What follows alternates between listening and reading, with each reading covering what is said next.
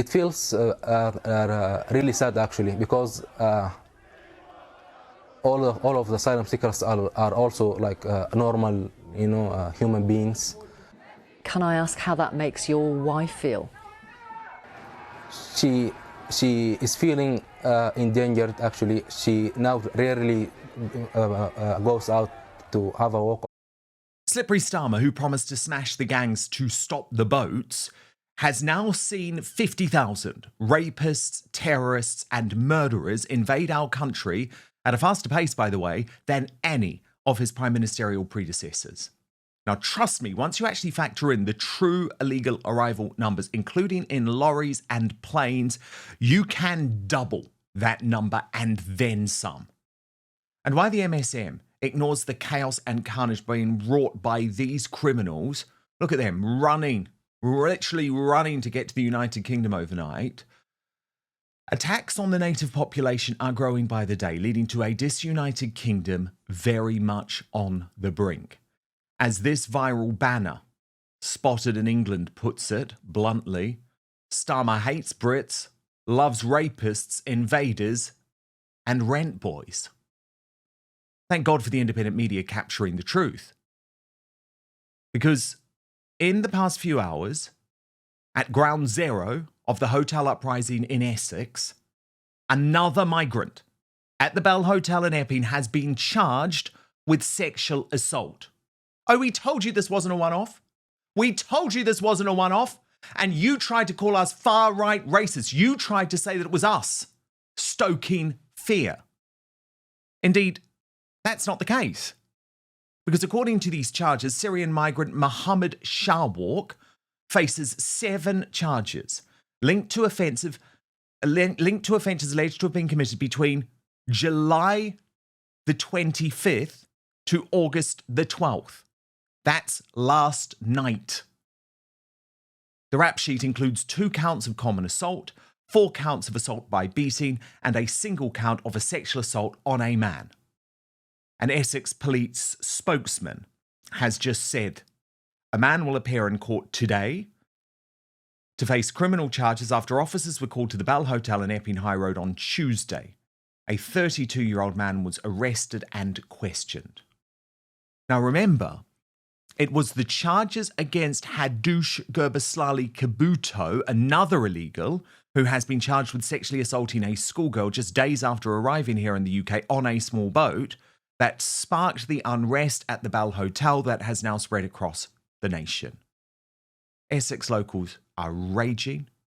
Adam Brooks posted just this afternoon, "We told you, UK Home Office, we effing told you." Now that horrifying news comes after another illegal at the hotel was arrested for allegedly spitting and mooning towards locals in public. Watch. Can you believe that more than half of you are watching this video but not subscribed? So please do me a huge favour, click the subscribe button now, turn on the notification bell so you'll be alerted to all of our brand new Outspoken videos. Who's grabbed him? No, I don't even. I thought he was going to have a little walk. What have they got in that bag? Yeah, fucking smash. Load of stolen bits from Tesco's. Probably. Swearing, here we go. Here we go, they're swearing at us. Record it, they're swearing at us. Swearing. Was he? The one in the clip. Oh, look, he's having a shit. Oh, you absolute what a scum! What a scum! You're a piece of shit, mate.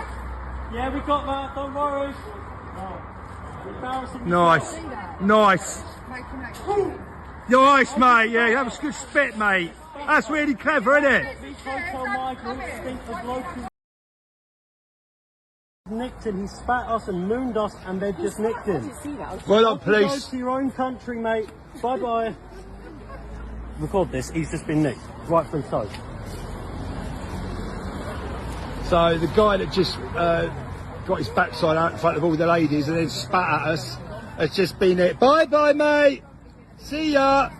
Have a good night. There he is, and the light's on. There he is.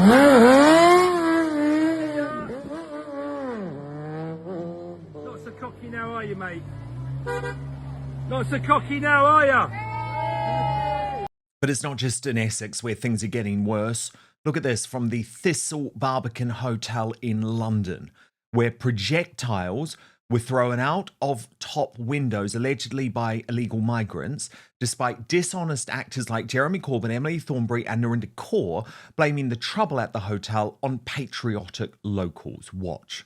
So just outside the Barbican Hotel, one of the inmates was just about to chuck an oil heater down out the window. Police have just arrived. They're back now. Did you go speak to them in there, did you, about Are you allowed that? in, or do you need a warrant to go to get them? No, we were just going up because the heater hanging up. The heater hanging up. The heater hanging up. See the radiator hanging out the window of the Barbican Hotel. Did you manage to speak to anyone in there, or no? Everyone's just happy and enjoying the weather, and there's What? not many people in there. What if it comes out and damages somebody? Go and have a drink, enjoy yourself, have an Aperol Spritz. Excellent. Okay, cool, Don't cool. want to be filming, wasting your day. There you go. See. So you can see for yourselves, everybody. There you go. TSG were here as well. They've just left. 2 vans. So what it seems is that our police now accept the most appalling criminal behaviour by anyone apart from working class patriots protesting about the state of our failing nation. As Tommy Robinson rightly pointed out, new normal scenes in modern Manchester yesterday. Police just stand there doing nothing. If this was football lads or they were waving the Union flag, the riot squad would be in with batons swinging. Now, this is what he was referring to.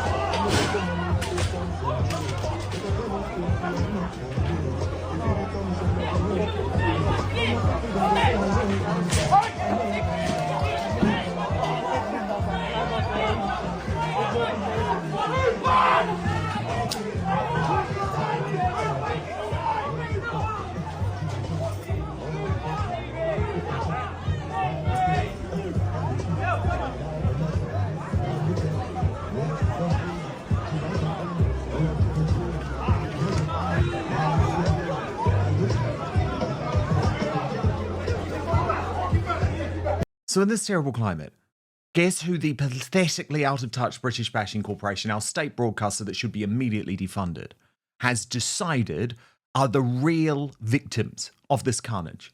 No, don't be stupid. Not the girls being sexually assaulted on the streets. Not the graduates with no chance of buying a house as their future homes are handed to illegals for free. Not the locals whose high streets now must be avoided.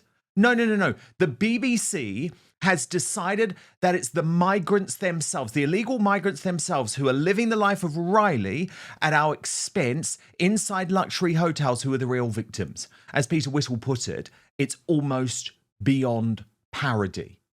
But no, this actually happened in an interview with Victoria Derbyshire on Newsnight last night. It feels really sad, actually, because all of the asylum seekers are also like normal, human beings. Can I ask how that makes your wife feel? She is feeling endangered, actually. She now rarely goes out to have a walk or something. She feels not really welcomed when she hears such voices. But on the other side, whenever there is a refugee welcoming, protests, we feel so much happier. Okay, yes, so that's right. The BBC has decided we should be feeling sorry for the migrants inside these hotels. And indeed, the British Bashing Corporation's campaign against English patriots continues at pace. Robert Jenrick, the spiritual leader of the New Conservatives, who is today meeting US Vice President J.D. Vance, posted on X, "I've just spent 48 hours in northern France. It's sickening. It's a disgrace. The French are aiding and abetting small migrants coming into the UK." Now that provided an immediate cue for the BBC on its flagship radio bulletin, Radio 4's Today programme, to brand him a racist. But first, let's be honest, you're watching this because you know the mainstream media can't be trusted anymore. The so-called fact checkers, they're just part of the same corrupt club. And who can forget the scandals they helped cover up or spin? Brexit lies, the COVID chaos, the relentless smears against Donald Trump. Well, I've had enough of being misled. That's why I've turned to Ground News, today's sponsor. It's the one place I go to slice through the spin, cut out the noise, and finally see the truth for myself. Go to ground.news/outspoken to check it out for yourself. My favourite feature is the blind spot feed. It shows you which stories are blowing up on one side of politics but barely mentioned on the other, the clearest way to see media bias in action. So let me show you a story the left is ignoring. The terrorist mastermind of the 7/7 attacks could soon be back on London streets despite police fears. You'd think this would be a huge story everywhere, right? But left-leaning outlets have barely touched it. And what about on the right? Well, the UK Chancellor says the government is back in Scotland with billions in investment. It's a massive funding pledge, yet it's barely been covered by right-leaning media.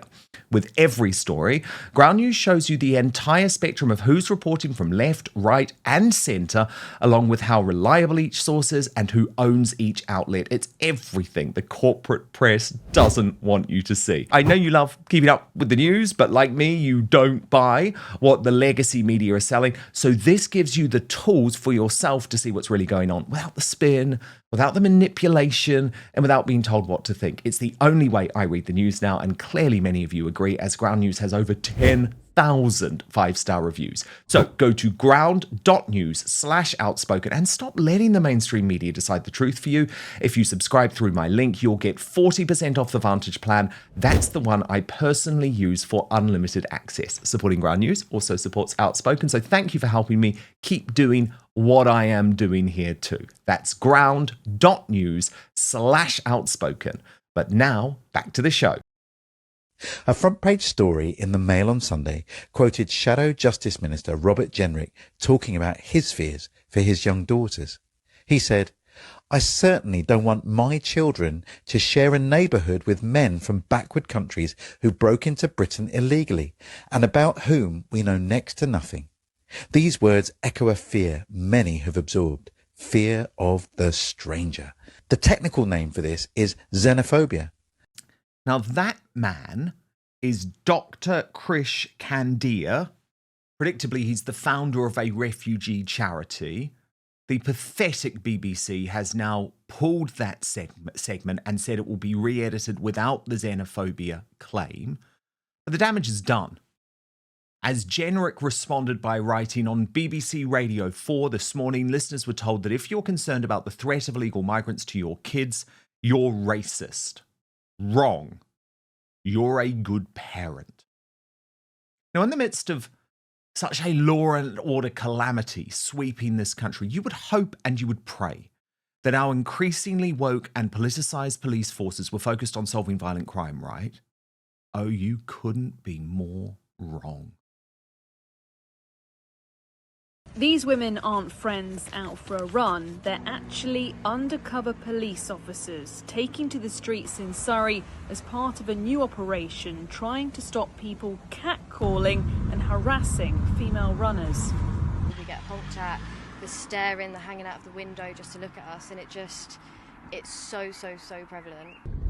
And police teams are ready to intervene the moment the officers are beeped at, followed or shouted at, pulling people over.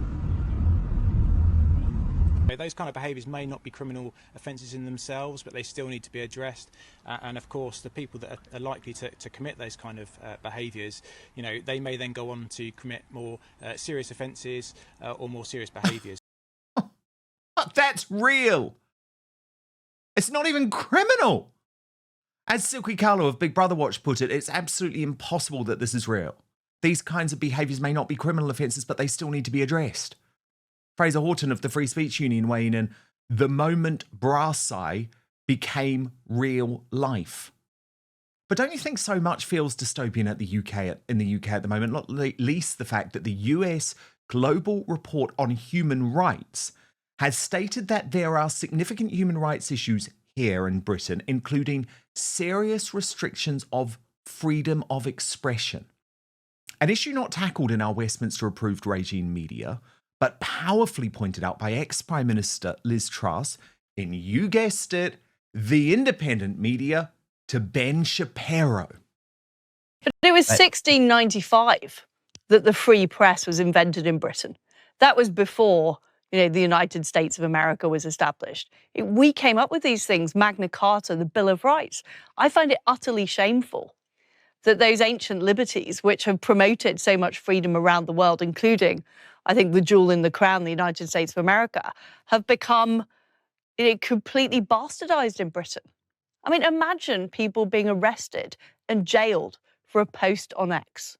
And typically, this is what is happening at the moment. And typically a post on X that is deemed anti-Islamic because the post on X will be against a terrorist march in the middle of London or something. I mean, it really is shocking. Literally somebody was arrested the other day for mocking a terrorist who had been bombed as part of the page bomb. For mocking a terrorist, they were arrested.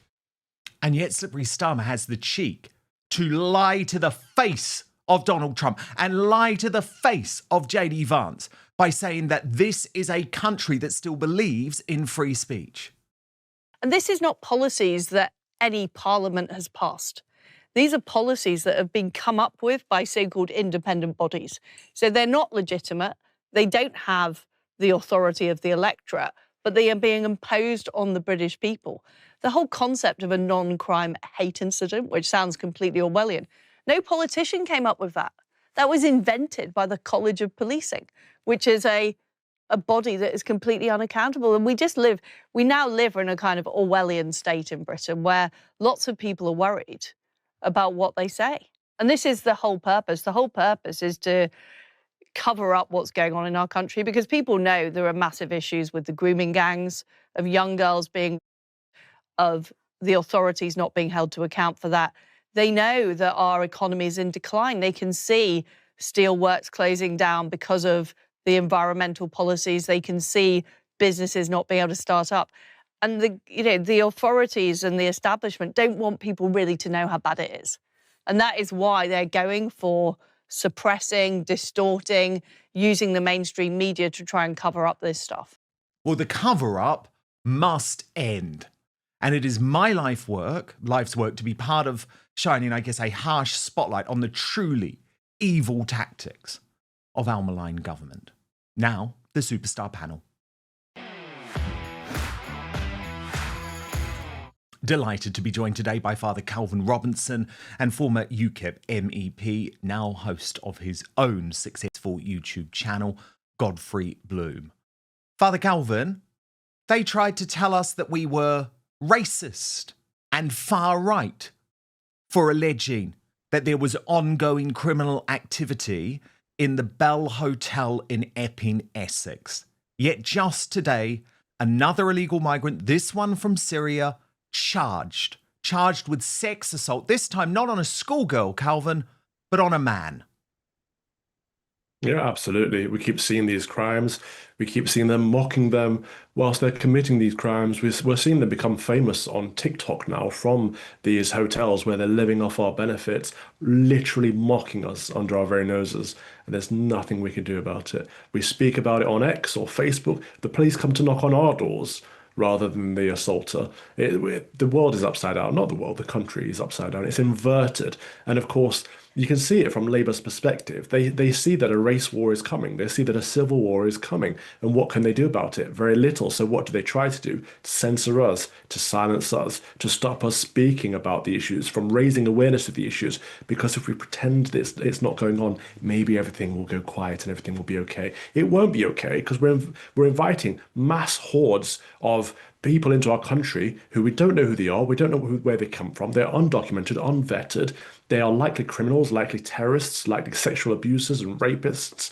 Why, and terrorists, why are we allowing them into our country in the first place? Of course it's going to end up in violence, of course it's going to end up in abuse and assault and rape and all kinds of horrible things. The only solution is to A, stop inviting them in, and B, deport them all back to wherever they came from.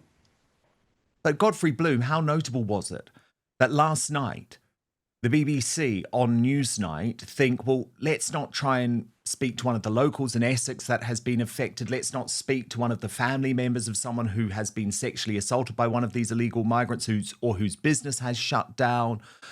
But instead, they tried to paint this picture of the illegal migrants themselves being the victims, specifically speaking to a husband who claimed his wife now wasn't prepared to leave those hotels. Godfrey, let's just be honest.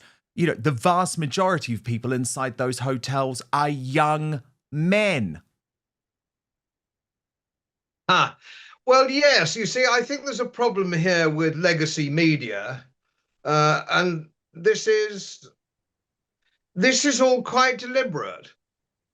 There seems to be an acceptance that it's some sort of horrible accident and that somehow the Home Office isn't fit for purpose, and a million different things that we all try and put into the frame. But this is quite deliberate to degrade and destroy our country's institutions so that the World Economic Forum can move one further pace forward to a global government, which is the ambition of people like Keir Starmer and his ilk. And let's be frank, he was quite upfront about this when he was interviewed by Emily Maitlis. He was quite upfront. He said that the real power should be at Davos, and he was a believer in the World Economic Forum and Davos, and this was much more important than Parliament. So we mustn't be surprised that Parliament has had nothing to do with this.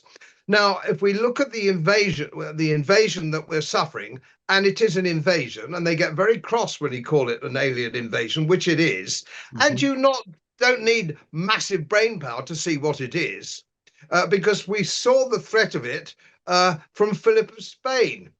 We saw the threat of it from Napoleon. We saw the threat of it from the Kaiser. We saw the threat of it from Hitler. We've seen it all before, but the difference now is in the past, we used to launch the Royal Navy. We motivated the Royal Navy to deal with it and stop them by force. By force. Now we're all wringing our hands and bursting into tears. And of course, now the legacy media is going to say nothing, especially the BBC, which you mentioned, because they are an arm of government. They're paid for by government, and their political class at the BBC are very highly paid, Dan, as you know. Laura Cheeseburger's probably paid something like £350,000 a year. She's not going to rock the boat, is she? She's not going to rock the boat. This is quite deliberate until we motivate and launch the Royal Navy. What we need to do is actually tow them back. And if the French don't like us towing them back, we have to start sinking French boats. We have to start sinking the French Navy, if need be. Yes. And we've done it before, and yes, we're pretty good Calvin, at it. Father Calvin, you've been advocating for this for years, haven't you? Yeah. Gunships, gunboats, absolutely. We need to patrol our borders, and if people cross our border illegally, we need to deter them with whatever force is necessary. That is the fundamental basics of having a nation. If you don't have borders, you don't have a nation. Godfrey Bloom, you are absolutely right. I knew you would love that, Father Calvin. Thank you so much for watching Dan Wootton Outspoken. Please click on my face just to the bottom left to subscribe to this brand new independent news source and turn on the notification bell so you'll be alerted to our brand new live shows, uncancelled interviews, and special royal episodes. Outspoken is also now available as a podcast, so you can listen to the show every weekday on the go, wherever you are.